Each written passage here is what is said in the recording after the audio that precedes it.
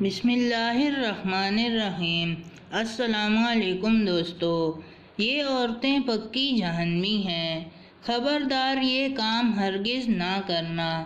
نبی کریم صلی اللہ علیہ وآلہ وسلم نے فرمایا، کچھ عورتیں ایسی ہیں جو کپڑا پہننے والی ہیں مگر برنا ہیں، دوسروں کو مائل کرنے والی ہیں اور خود بھی مائل ہونے والی ہیں۔